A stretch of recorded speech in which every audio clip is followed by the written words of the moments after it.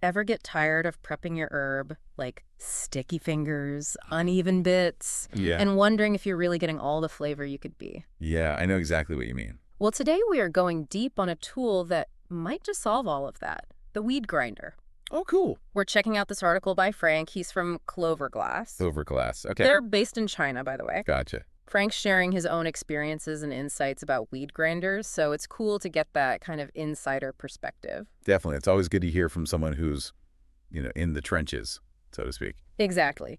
And just to be clear up front, we're not here to advocate for or against cannabis use in any way.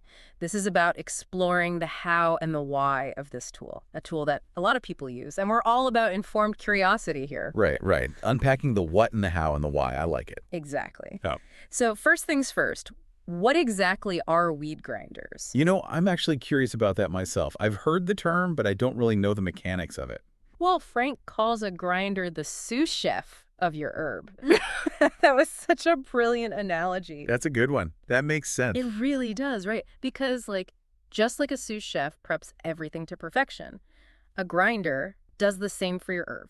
It maximizes those flavors, those aromas, sets the stage for a really nice experience. Yeah, I can see that. I mean, I guess just from, cooking in general, if you chop up your herbs, they release more flavor. Exactly. And mechanically, they're pretty simple. Sharp teeth, some are metal, some are ceramic. Okay. And those teeth break down your cannabis buds into a finer, fluffier consistency. I see. So kind of like a mini food processor, Got it. but specifically for, this purpose. I mean, that consistency part, that's got to be key, right? I know with cooking, like you were saying, the finer you chop things up, the more flavor you get. It's like you're maximizing surface area or something, right? Exactly. And that's what Frank was talking about, too. He actually said he had this aha moment when he first started using a grinder. And he discovered flavors he never even noticed before. Wow. Really? Yeah, isn't that interesting? That is interesting. So it's not just about making it easier to use. It's actually like enhancing the experience. It sounds like it.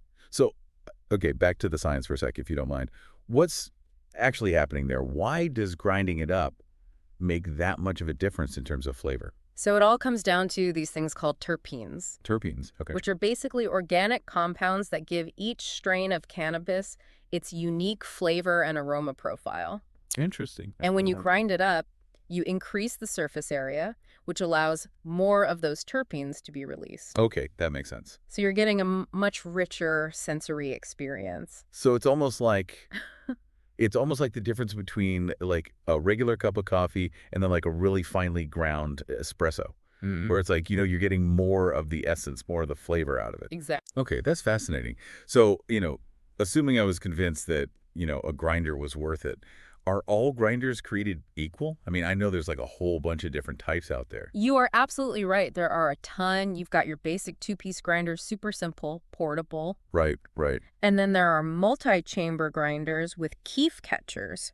So keef, this is like the concentrated trichomes from cannabis buds. It's potent stuff. Okay, so like an extra kick. Exactly. And with a multi-chamber grinder, you can collect it separately. Oh, It adds a whole other layer to the experience. interesting. And then even the materials matter. Metal grinders are super durable, Okay. but some people swear by ceramic because it's gentler on those terpenes. Preserves the flavor better, supposedly. That makes sense. Frank, by the way, he's a big fan of the metal grinders from Cloverglass. Oh, really? He raves about the quality and the craftsmanship. Interesting. I guess that's true with any tool, though, right? Yeah. You want something that's going to last, that's going to perform well. Exactly. But before we get too deep into specifics, there's something else we should probably talk about. Okay, what's that? Legality. Oh, yeah. Are these things even legal to own? I mean, that's a big question, right? Yeah, for sure. I don't even know. Like, how does that work? So, according to Frank, the grinder itself is generally fine. It's what's inside that matters. Okay, that makes sense. I mean, it's kind of like a coffee grinder, right? You use it Yeah. for a bunch of different things. Exactly. But, and this is important, Frank cautions about residue and local laws. So, it's important to be informed. Yeah, definitely. But let's play devil's advocate here for a second. Okay. Do you really need a grinder? Can't you just, crumble it up by hand? Yeah, that's what I'm thinking. I mean, it can't be that hard. Yeah. Well, Frank actually tried that route. Mm-hmm. And he said it wasn't pretty. Really? What happened? Sticky fingers, uneven pieces, And like we talked about before, all those terpenes, you're missing out on a lot of them by going manual. Ah, so you're not just losing convenience, you're losing flavor, too. Exactly. Plus, when the grind's inconsistent, you end up with an uneven burn, which can waste a lot of herb in the long run. So there are these hidden costs to skipping the grinder. Yeah. Interesting. Right. And that leads to a crucial question. Is it actually worth it? To skip the grinder, I mean. Are you really willing to sacrifice all that potential flavor and potency just for the sake of doing things the old-fashioned way? I guess that's the big question, isn't it? At the end of the day, it's about what you prioritize. Right. And it brings us back to that sous chef analogy, right? It's about elevating the whole experience, not just, rushing through it. Frank had this great line in the article. He said, Oh, I remember that. He said something like, in the end, a reliable weed grinder isn't complicated. It's just a small step that changes everything. that's it. That's the one. Right. And I love that because it really highlights the power of intentionality, even with something like this. If a simple tool can unlock so much more enjoyment, what other little tweaks can we make in our lives, I mean? But for now, back to grinders. Okay, yeah, good point. So let's say someone's listening and they're like, okay, I'm sold. I need a grinder. What advice would you give them? Well, first I'd say, don't just run out and buy the first one you see. Yeah, there are so many options. So many options. Hmm. You really got to think about what matters most to you. Like, are you all about portability? Then maybe a simple two-piece grinder is all you need. Makes sense. But if you're interested in, that keef collecting action we talked about, Right. then you'll want to look for a multi-chamber model. Okay, so that's like step one, figure out what kind of features you need. Yeah. But then there's the whole material thing too, right? Oh, yeah, definitely. Metal versus ceramic. That's a big decision. Huge. So how do you choose? Well, metal grinders, generally speaking, they're known for their durability, Right. and they tend to give you a finer grind.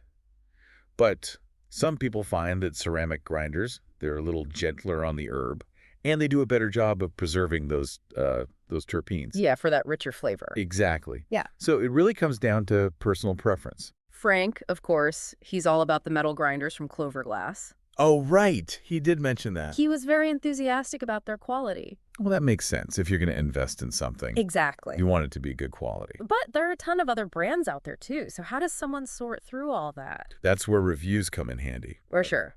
Don't be afraid to do a little research, see what other people are saying, compare prices, look at different features. A good grinder should be, I think, an investment, something you can use for a while. Absolutely. It's like choosing any tool, right? You got to find something that fits your needs and your lifestyle. Exactly. Well, we have covered a lot of ground here. The what, the why, the how, even talked about legality for a minute. As we start wrapping up this part of our deep dive, what really stands out to you? For me, I think it's the reminder that intentionality really does matter. In everything, really. Yeah, I think so. Even in something as, seemingly simple as grinding up some herb. Taking the time to choose the right tool, understand how it works, appreciating the process. I think it just elevates the whole experience. It's Like they say, it's about the journey, not the destination. Exactly like that. Or in this case, maybe it's more like the preparation is just as important as the consumption. Yeah, that's a good way to put it. Oh. And it makes you think, right, what other areas of our lives could benefit from that same level of, mindfulness and attention to detail? That is a great question. Maybe something to ponder on your own time for all our listeners out there. Yeah, definitely. But I think for now, we should probably circle back to Frank's experience for a sec. Yeah. He had this really interesting concluding thought about weed grinders. Yeah? I think it ties into what we're talking about here. Oh, yeah. He said something about it being a small step that changes everything. Yes, that was it. I love that line. Me too. So simple, but so powerful. It really speaks to the power of those seemingly small choices that we make. Yeah, and how sometimes the biggest changes come from those little, those subtle shifts in perspective or habit. Makes you wonder, what other hidden helpers are out there, just waiting to be discovered? I love that idea, hidden helpers. Right. Like little things that once you start using them, they kind of ripple out into your life. Exactly. And you never know what kind of impact they're going to have. That's what's so exciting about it, right? It's like you never know what you're going to find. And that's what we're all about here on the Deep Dive, isn't it? Exploring those hidden depths, finding those unexpected insights, those little nuggets of knowledge that can change your whole perspective. Yeah, 100%. That's the good stuff. But I think it's probably time to shift gears a little bit and start wrapping up this fascinating exploration of weed grinders. What do you think? I'm with you. So to everyone listening, if you've been kind of on the fence about getting a grinder, maybe this deep dive is giving you a little something to think about. Yeah, I mean, it's easy to just think of them as, these simple little gadgets. But as we've seen, I mean, they can really enhance your whole experience. It's not just about like convenience, right? No, not at all. It's about being intentional, getting the most out of those flavors, Mm. and that potency. And I think ultimately creating a ritual out of it, making it a more mindful experience. Yeah, exactly. And that's what I love about this whole conversation. It reminds you that sometimes it's those small things, The little tweaks. Exactly. Those subtle little things that can really ripple out and affect other parts of your life. It's that butterfly effect thing, isn't it? Like one tiny flap of its wings can cause what? A hurricane on the other side of the world? Whoa, yeah. Okay, maybe choosing the right grinder isn't going to cause any hurricanes, but it might make for a more enjoyable evening. Right. Maybe you'll discover some new flavors you never even knew were there. Or, hey, maybe it'll spark a conversation like the one we're having right now. I love that. The possibilities are kind of endless when you start to look at it that way, right? Totally. I think it's about being open to, trying new things, challenging those assumptions, those habits, and being open to those little discoveries that make life a little bit richer, a little bit more interesting. Well said. I think that's a perfect note to end on. A call to action, for everyone listening. Go out and find those hidden helpers. Yes. And if one of those helpers happens to be a weed grinder, well, we hope this deep dive has given you everything you need to choose the right one for you. Thanks for joining us today on the Deep Dive. It's been fun. Till next time.